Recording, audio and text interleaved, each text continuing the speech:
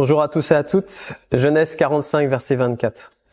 Puis il congédia ses frères qui partirent, il leur dit, ne vous querellez pas en chemin. Amen. Joseph connaît très bien le cœur de ses frères. Et c'est marrant qu'à cet endroit-là, quand il les renvoie vers son père, il leur dit, ne vous querellez pas en chemin. C'est-à-dire qu'il se dit, ils ont des caractères chauds, ils vont s'embrouiller facilement, ils vont se déchirer facilement. Et s'ils se déchirent, alors l'expédition va rater. Il y a quelque chose qui va pas fonctionner, et là, on risque de tout casser, en fait, le plan de Dieu. Donc, il est vraiment avisé, Joseph. Il voit clair, il a du discernement dans ce qui est précieux de conserver l'unité entre les frères. Et j'aimerais te dire, eh bien, c'est important, mon frère, ma sœur, d'être dans l'unité avec nos frères et nos sœurs. Parce que c'est quelque chose qui est une force dans l'Église. Et c'est là où, dans l'unité, le Saint-Esprit peut agir dans la liberté. Qu'est-ce qu'une querelle, en fait? La définition d'une querelle, c'est le dictionnaire qui nous dit, c'est une opposition vive, un échange de propos hostiles, un vif désaccord. On veut imposer sa vision par force et s'emporter contre son prochain, avoir raison.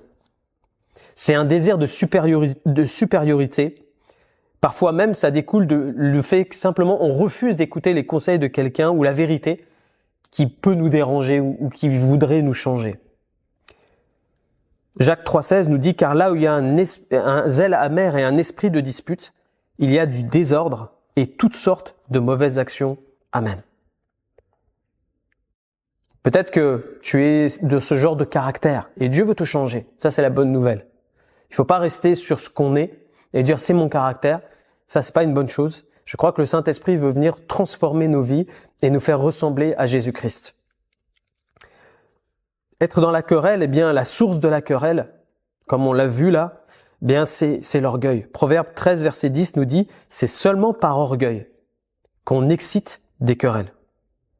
Mais la sagesse est avec ceux qui écoutent les conseils. Donc la Bible est claire, te dit, quand tu as cet esprit de supériorité, de dire je veux imposer, je veux avoir raison, et puis que tu es prêt à te disputer avec quelqu'un et même à te déchirer, eh bien ça veut dire que derrière cela, eh bien c'est de l'orgueil qui est dans ton cœur. Et cet orgueil-là doit être brisé dans ta vie, afin que tu deviennes quelqu'un de doux et humble de cœur, comme Jésus-Christ. Et c'est ça le but. On n'aime pas vivre avec des querelleurs. On n'aime pas vivre avec des gens, eh bien, qui veulent toujours avoir raison et qui écrasent les autres. Avoir des différences d'opinion, c'est normal. Ça, c'est avoir un conflit. C'est pas une querelle, un conflit. Un conflit, c'est une opposition d'idées. Et chacun en tire les conséquences ou la leçon qu'il a besoin d'en entendre, et c'est comme ça qu'on grandit. Je prends ce qui est bon dans ce que tu as dit, tu prends ce qui est bon dans ce que j'ai dit, et ensemble on grandit. C'est comme ça qu'on fonctionne dans l'unité. Mais la querelle, c'est quand le conflit a dérapé et qu'il y en a un des deux qui veut l'emporter sur l'autre. Et c'est là où c'est dangereux. Comment se préserver de la querelle? En fait, il y a un moment donné où quand on sent que les choses commencent à déraper, le meilleur moyen, c'est de se retirer. Proverbe 17, verset 14, commencer une querelle, c'est ouvrir une digue. Avant que la dispute s'anime, retire-toi, nous dit les Écritures. Avant. N'attends même pas que ça commence à dégénérer. Tu commences à entendre des mots là qui commencent à grossir. Généralement, dans une querelle, on entend l'un ou l'autre qui commence à élever le ton. Ça, c'est l'indicatif. Quand quelqu'un commence à crier pour avoir une voix plus forte que l'autre, ça veut dire qu'il veut imposer à l'autre sa volonté. Donc, si tu commences à voir ça là, moi, je te donne le conseil de la parole de Dieu. Retire-toi. Se retirer, c'est pas un aveu de faiblesse, frères et sœurs. Au contraire. C'est être sage pour prévenir des dangers de l'adversaire.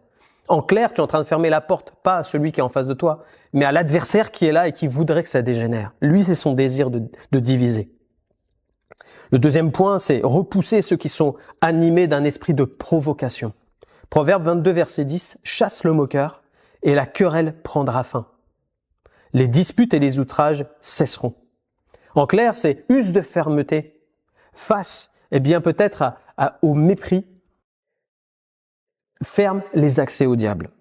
Le troisième point, se protéger des mauvais propos colportés. Parfois, on a cette erreur d'écouter tout ce qui se dit sur nos vies, ce qu'on voudrait nous rapporter et qui pourrait déclencher une guerre. Proverbe 26, verset 20, faute de bois, le feu s'éteint. Et quand il n'y a point de rapporteur, la querelle s'apaise. Donc si quelqu'un vient te voir et commence à te dire oui, à ce qui paraît, tu sais, on dit que sur toi, on dit ça sur toi, on dit ça. Moi, le conseil que je te donne, et moi c'est ce que je fais généralement, c'est que je dis à la personne, écoute, ça m'intéresse pas. Je veux pas me diviser avec mes frères et je ne veux pas laisser l'adversaire semer en moi des graines de discorde ou de dispute ou peut-être une blessure profonde qui va ouvrir quelque chose de mauvais. Ferme tes oreilles au commérage. Pourquoi rester dans l'unité? Je terminerai par là. 2 Corinthiens 13, verset 11. Au reste, frères, soyez dans la joie, perfectionnez-vous, consolez-vous, ayez un même sentiment, vivez en paix. Et le Dieu d'amour et de paix sera avec vous. Amen. Voici le résultat de ceux qui conservent ce lien de la paix. C'est que la Bible nous dit, le Dieu d'amour et de paix sera avec vous. Qu'est-ce que ça veut dire? Ça veut dire que quand Dieu se plaît, eh bien, dans l'unité, quand il y a l'unité, l'amour, l'harmonie, dans une famille chrétienne ou dans une famille tout court, eh bien, Dieu se plaît et la Bible dit que Dieu nous accompagne. Si Dieu nous accompagne, ça veut dire qu'il y a la source de la bénédiction qui ne peut pas être freinée ou stoppée au sein de cette famille. Ça veut dire qu'on est béni de génération en génération, que la présence du Saint-Esprit va faire toute la différence à cet endroit-là et que tous verront que nous sommes disciples de Jésus-Christ, enfants de Dieu, parce que c'est Jésus lui-même qui l'a dit. Tous connaîtront que vous êtes mes disciples à l'amour que vous avez les uns pour les autres. Alors que tu sois fortifié aujourd'hui. Et si peut-être, eh bien, il y a quelque chose qui s'est passé, que tu puisses pardonner, que tu puisses te réconcilier, travailler dans ce sens-là, afin de refermer les brèches que l'adversaire a voulu créer entre toi et quelqu'un d'autre, et de dire stop maintenant. Et que tu sois vigilant à l'avenir, et de dire Seigneur, donne-moi ta sagesse, afin de prévenir des grands dangers. Que Dieu te bénisse et t'encourage. Seigneur, merci pour ta parole. Père, merci pour les indications, pour les conseils précieux que tu nous donnes. Donne-nous de les pratiquer, Seigneur. Donne-nous de rester dans la paix, dans l'unité. Seigneur, dans cette dimension qui t'honore. Donne-nous de marcher dans l'amour les uns avec les autres.